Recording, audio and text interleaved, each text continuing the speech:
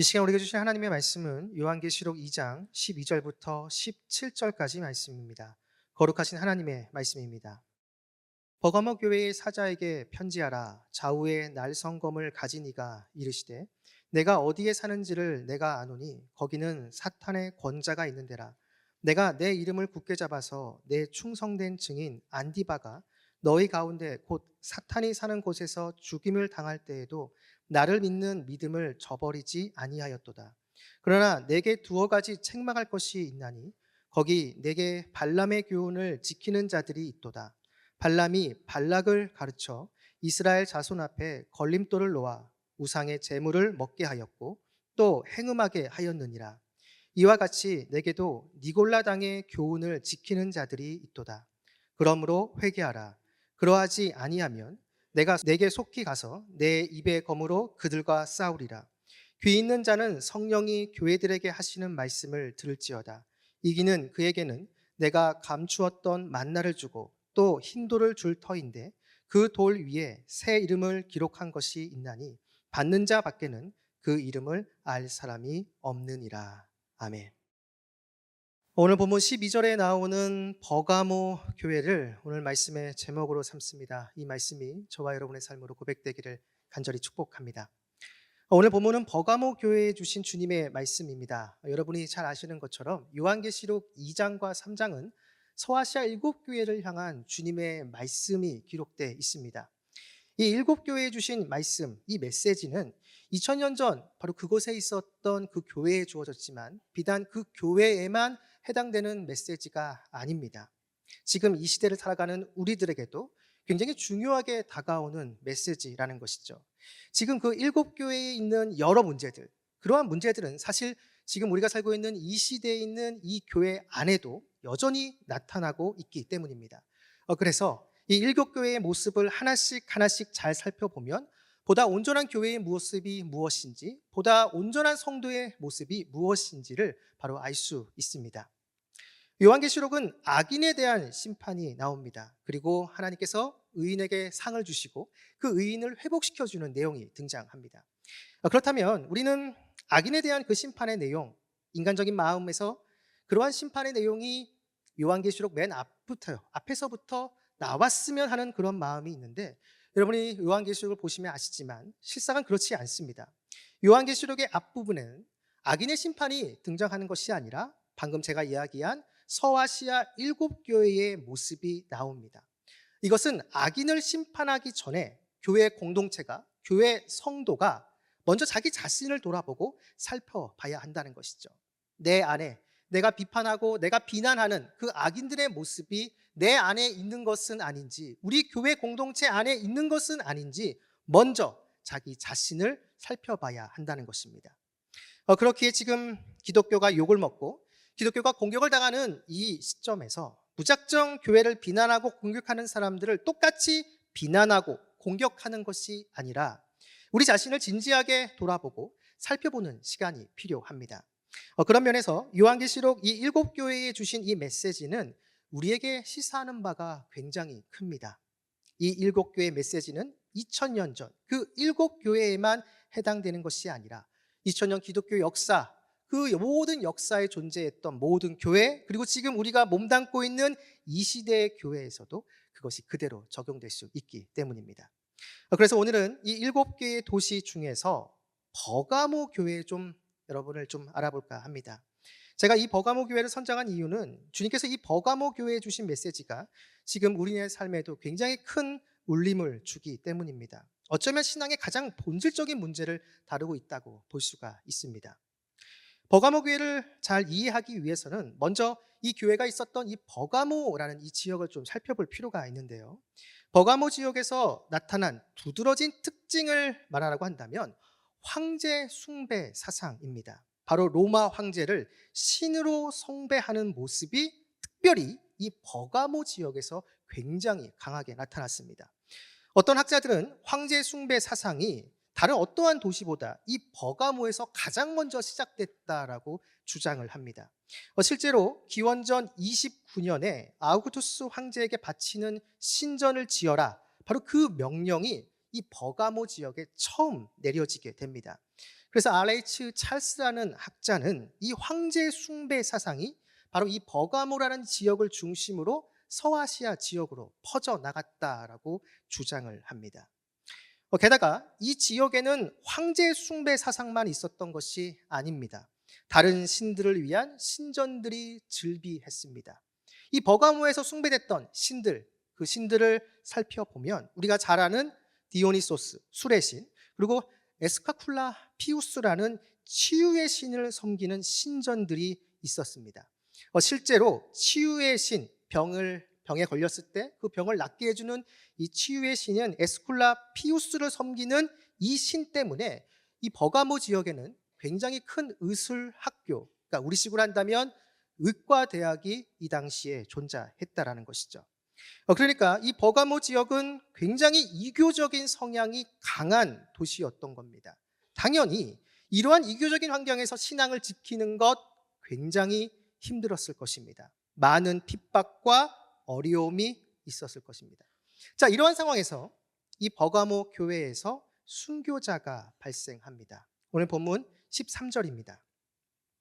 내가 어디에 사는지를 내가 아노니 거기는 사탄의 권자가 있는 데라. 내가 내 이름을 굳게 잡아서 내 충성된 증인 안디바가 너희 가운데 곧 사탄이 사는 곳에서 죽임을 당할 때에도 나를 믿는 믿음을 저버리지 아니하였도다. 아멘. 이교적인 환경이 가득한 곳, 주님은 이것을 인정하시고 주님은 다 아십니다. 바로 이곳에서 신앙생활하는 것이 너무나 어렵다는 것을 말이죠. 심지어는 주님은 오늘 본문에 이 버가모 지역을 사탄의 권자가 있는 곳이다라고 주님께서 말씀하십니다. 쉽게 얘기하면 사탄의 홈그라운드라는 것이죠. 바로 이곳에서 신앙생활하는 것 너무나 어렵고 너무나 힘듭니다. 바로 주님도 이 내용을 다 아십니다. 바로 이 장소에서 끝까지 신앙을 지킨 사람이 있었다라는 것이죠. 그 사람의 이름은 안디바입니다. 이 안디바가 구체적으로 어떠한 인물인지는 알 수 없습니다. 분명한 것은 이 안디바가 끝까지 정말 신앙생활하기 어려운 이 환경 속에서도 주님을 향한 그 믿음과 신앙을 끝까지 지키다가 결국은 죽임을 당했다라는 것이죠. 그 구체적인 상황은 정확하게 알 수 없지만 이교적인 상황이 가득한 그러한 환경에서 신앙생활, 주님을 향한 그 믿음과 신앙을 끝까지 지키다 이 안디바는 죽었다라는 것입니다. 바로 순교자의 피가 흐르는 곳, 바로 그곳이 바로 이 버가모 교회였다라는 것이죠. 그리고 이 버가모 지역에 또 다른 특징이 있었는데 그것은 상업적인 우리가 잘 알고 있는 중세의 길드와 같은 동업조합이 활발했다라는 것입니다. 같은 업종의 사람들이 모여서 서로 정보를 공유하고 서로 도와가는 그러한 모임이 굉장히 활발했다라는 것이죠. 제가 방금 이 버가모 지역에 동업조합이 있었다라고 이야기를 했습니다. 그런데 이 버가모 지역에서 있었던 이러한 동업조합은 단순히 같은 업종을 가진 사람들이 모이는 그러한 단순한 모임이 아닙니다. 당시에는 각 업종과 관련된 수호신들이 있었습니다. 그래서 이 동업조합은 모이면 그 수호신에게 제사를 드립니다. 쉽게 예를 든다면 어업에 종사하는 사람들이 있습니다. 그러면 어업에 종사하는 사람들끼리 모여서 그 어업을 주관하는 수호신, 그 신에게 제사를 드립니다. 농업을 하는 사람이 있다고 한다면 그 농업을 하는 사람들끼리 모여서 그 농업을 주관하고 날씨를 관장하는 그 신에게 제사를 드린다라는 것이죠. 동업조합이 바로 그러한 일들을 했습니다. 그리고 그 앞에서 제사를 드리고 제사를 드린 그 제물을 함께 나누어 먹는 그러한 의식을 행했습니다. 쉽게 얘기하면 우상 숭배를 했다라는 것이죠. 자, 그러면 여러분 한번 생각해 보시기 바랍니다. 버가모 교회 안에 있는 성도들은 그냥 교회 안에만 있는 성도들이 아닙니다. 그들도 나름의 직업이 있습니다. 사회적인 지위가 있다라는 것이죠. 자, 그러한 사람들이 직업이 있기 때문에 교회 바깥에 나갔을 때 같은 업종의 사람들이 모여 있는 그 동업조합에 가려고 하는데 문제가 생긴다라는 것이죠. 방금 말씀드렸던 것처럼 이 동업조합은 그냥 단순한 동업조합, 그 친교단체가 아닙니다. 그들의 수호신에게 제사를 드리고 일종의 우상 숭배를 하는 그러한 모임이기 때문에 기독교인 버가모 교회 안에 있는 성도는 직업을 갖고 있어도 그 같은 직업을 갖고 있는 그 동합조합에 갈 수가 없다라는 것이죠. 그렇기 때문에 처음에는 버가모 성도들이 가지 않습니다. 자, 그런데 시간이 흐를수록 문제가 생깁니다. 왜냐하면 방금 이야기한 것처럼 바로 그곳, 그 동업조합에 가야지만 자기가 하고 있는 그 직업에 관련된 정보를 얻을 수 있고 그리고 많은 사람들에게 도움을 받을 수 있는데 그 모임에 갈 수 없으니 그러한 정보도 얻을 수 없고 같은 동업에 있는 사람들끼리의 도움도 받을 수가 없습니다. 자, 그러다 보니 시간이 흐르면 흐를수록 경제적인 손실을 맛보게 되는 것이죠. 이러한 상황 가운데 버가모 교회 안에 발람의 교훈을 지키는 사람이 있었다라고 이야기를 합니다. 오늘 본문 14절입니다. 그러나 내게 두어 가지 책망할 것이 있나니 거기 내게 발람의 교훈을 지키는 자들이 있도다. 발람이 발락을 가르쳐 이스라엘 자손 앞에 걸림돌을 놓아 우상의 제물을 먹게 하였고 또 행음하게 하였느니라. 아멘.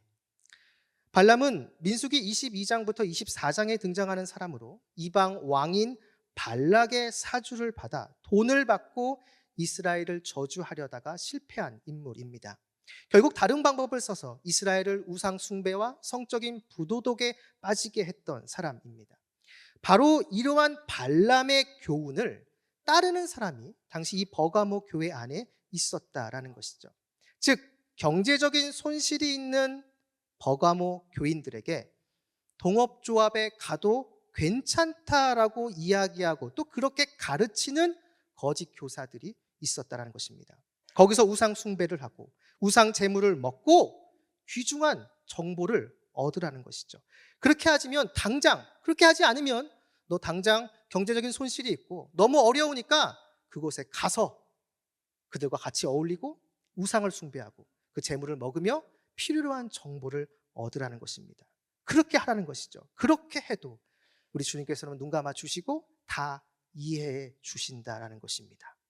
자, 그렇게 유혹하면서 이스라엘을 저주하려고 했던 발람처럼 경제적으로 어려워하는 이 버가모 교인들에게 지금 당장 그 경제적인 어려움을 벗어나기 위해 동업조합에 가도 된다라고 말하는 사람들이 이 버가모 교회 안에 있었다라는 것이죠.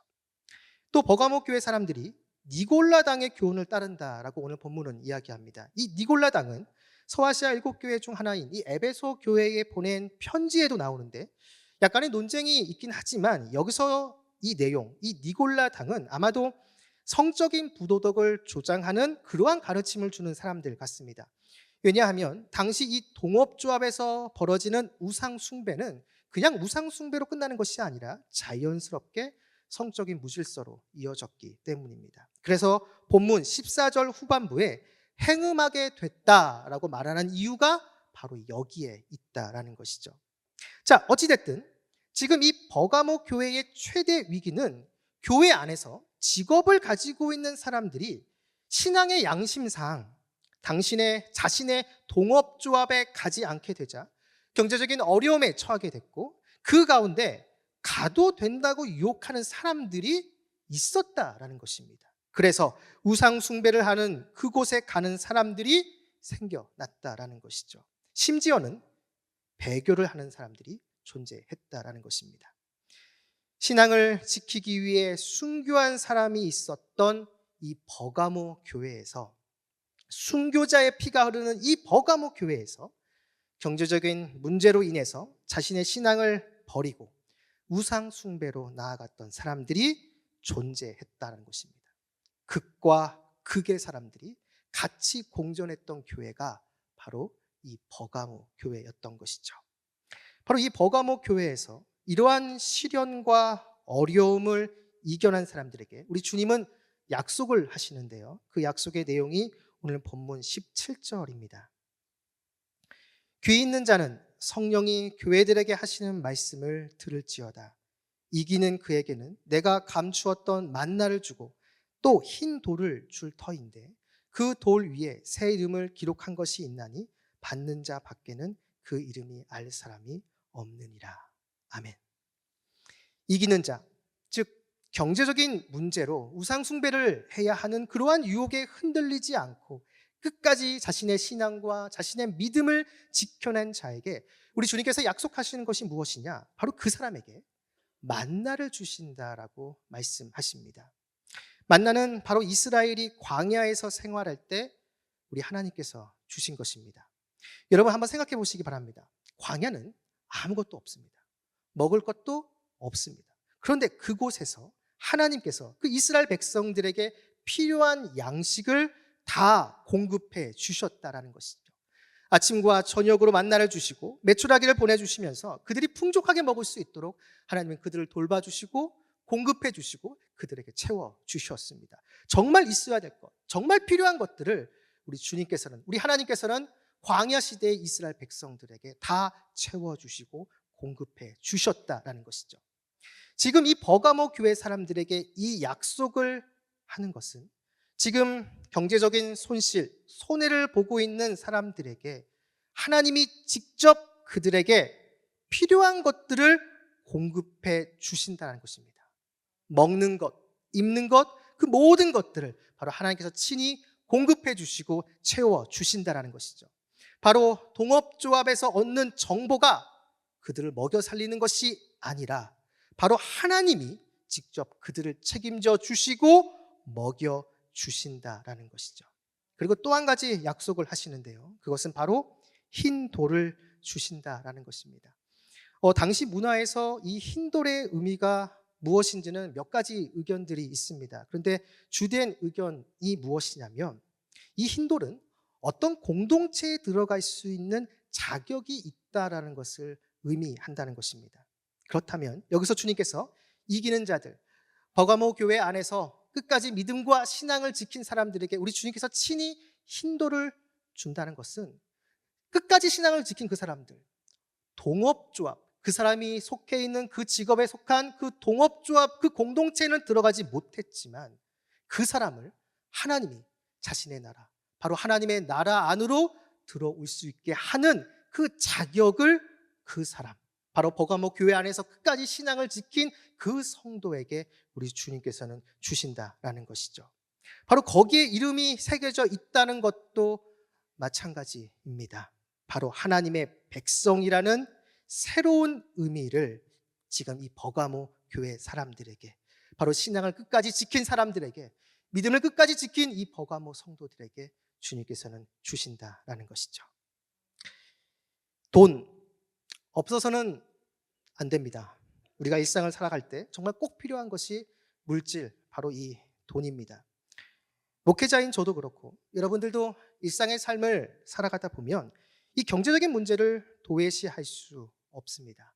하지만 그럼에도 불구하고 우리가 그리스도인이라고 한다면 적어도 세상이 보는 돈의 가치와 그리스도인인 우리가 보는 돈의 가치가 달라야 합니다. 적어도 다른 관점에서 이 돈을 바라봐야 한다라는 것이죠. 용인에 한 교회가 있습니다. 이 교회가 20여 년 전쯤에 사회적으로 굉장히 신선한 충격을 줬는데요. 교회 건물을 이전하면서 생긴 매매 차입금 이 40억 원을 사회에 환원키로 결정했기 때문입니다. 성도 수가 많아지고 공간이 부족하면서 새로운 부지로 옮기려고 했는데 인근에 아파트가 들어서면서 처음 이 땅을 샀을, 그 부지를 샀을 때보다 그 땅값이 3배에서 4배가 올랐다라는 것이죠. 그 교회 담임 목사는 집과 땅의 투기에 쉽게 돈을 버는 것이 오늘날 한국 사회의 큰 문제인데 교회는 무언가 달라야 하는 것이 아닌가라고 고민했다고 합니다. 그래서 주변 땅값이 올라 교회에 예상하지 못한 수익, 그 수익을 주변 지역과 사회에 돌려줘야 한다고 생각해 사회 환원 문제를 성도들에게 제안했고 성도들 역시 이것을 찬성했다라는 것이죠. 그래서 교회 부채를 제외한 부동산 매매 이익금 전부를 사회에 환원하기로 결정했습니다. 새로운 교회 건축은 순수하게 교인들 손으로 하자는 그러한 취지였습니다. 그러면서 그 교회 담임 목사님이 인터뷰에서 이러한 이야기를 했습니다. 교회는 돈 장사하는 곳이 아닙니다. 저는 모든 교회가 이 교회의 모습을 따라야 한다라고 생각하지 않습니다. 하지만 적어도 이 교회의 모습은 분명 세상에, 사회에 신선한 충격을 줬다라는 것이죠. 믿지 않는 사람들이 볼 때 적어도 저 교회는 돈벌이를 하지 않는다라는 진짜 교회라는 생각을 심어줬다라는 것입니다. 세상에서 보는 돈의 관점과 교회가 보는 돈의 관점이 다를 수 있다라는 것을 이 교회는 세상을 향해서 보여줬다라는 것이죠. 돈에 관련해서 저도 인상적인 경험이 있는데요. 제가 개인적으로 알고 있는 교회가 있습니다. 이 교회가 건축을 준비하는 가운데 그 교회 주변에 연립주택을 하나씩 구매했다고 합니다. 그런데 이러한 정보를 알고 어떤 한 사람이 그 4가구로 된 그 연립주택 중에서 한 가구를 미리 샀습니다. 당연히 이 4가구로 된 연립주택 3가구는 이 교회에서 샀는데 그 한 가구를 아직 사지 못했기 때문에 그 사람에게 찾아가서 이 연립주택 그 한 가구를 팔라라고 이야기를 했습니다. 그런데 그 사람이 거부합니다. 끝까지 거부합니다. 계속해서 흥정을 했습니다. 결국은 팔았는데 당시 시가보다 정말 몇 배 올려서 결국은 팔게 된 것이죠. 소위 말하는 알박기를 해서 한미천 두둑히 챙긴 겁니다. 그런데 놀라운 것은 무엇이냐면 이 사람이 다른 교회 권사라는 것입니다. 그래서 이 연립주택을 사라는 그 교회 그 장로님들이 권사인 걸 아니까 찾아갔습니다. 그러고 나서 잘 설명하면서 설득을 했습니다. 지금 우리 교회가 교육할 교육관이 부족해서 아이들을 위해서, 자라나는 학생들을 위해서 교육관을 지으려고 합니다. 이 권사님도 믿으시는 사람이니까 잘 좀 해서 섭섭해하지 않게 정말 잘 해드릴 테니까 이 가구를 저한테 파시죠.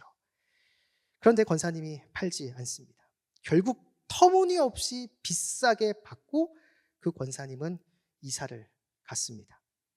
이사를 가셔서 글쎄요, 본 교회에 그것에 대한 11조를 하셨는지는 모르겠지만, 근데 문제는 이것을 중재한 부동산 중개업자가 믿지 않는 사람이었다라는 것이죠. 후담에 의하면 그 믿지 않는 부동산 중개업자가 이런 말을 했다고 합니다. 믿는 것들도 똑같네. 네, 마음이 아프죠. 사랑하는 말씀상 공동체 성락성결교회 성도 여러분, 우리가 살아가는 가운데 물질, 돈 분명 필요합니다. 하지만 세상이 말하는 돈의 가치와 동일하게 우리는 돈을 바라봐서는 안 됩니다. 세상은 돈이 최고다라고 이야기를 합니다. 그래서 지금 당장 돈이 없으면 너의 인생은 끝이다라고 이야기를 하죠. 하지만 성경은 그렇게 말하고 있지 않습니다. 돈이 최고의 가치가 아니라 바로 예수 그리스도가 우리의 최고의 가치다라고 성경은 우리에게 말하고 있습니다. 그분을 붙잡으면 나의 결핍, 정말 내 삶 가운데 있어야 되는 것, 바로 그분께서 채워주시고 공급해 주신다라는 것이죠. 오늘 이 버가모 교회 사람들이 경제적인 위기가 왔을 때 신앙을 버렸던 것처럼 우리들에게도 이러한 유혹이 다가올 수 있습니다. 물론 지금 우리에게 신앙을 완전히 버리는 그러한 배교적인 차원의 유혹이 없다 할지라도 신앙의 양심을 훼손하는 그러한 유혹들이 존재한다라는 것이죠. 이 모든 것은 결국 돈의 가치에 대해서 세상이 말하는 것에 귀를 기울였기 때문입니다. 잊지 맙시다. 돈이 가장 큰, 가장 중요한 가치가 아닌 십자가상에서 나를 위해 죽으신 주 예수 그리스도, 나를 위해 다시 사신, 나를 위해 다시 부활하신 주 예수 그리스도가 우리의 최고의 가치가 되어야 합니다. 이 진리를 굳건히 붙잡고 나아가면 오늘 이 버가모 교회 성도들에게 약속하신 것처럼 주님께서 우리의 필요를 채워주실 만나를 주실 것이고 하나님의 백성을 인정해 주시는 흰 돌을 우리 각자에게 우리 손에 쥐어 주실 것입니다. 바라기는 오늘 이 말씀 기억하시면서 돈에 끌려다니는 인생이 아닌 주님의 주님 되심을 인정하며 주님을 최고의 가치로 인정하고 또 그렇게 고백하고 살아내는 저와 여러분 우리 모두가 되기를 주님의 이름으로 축원합니다.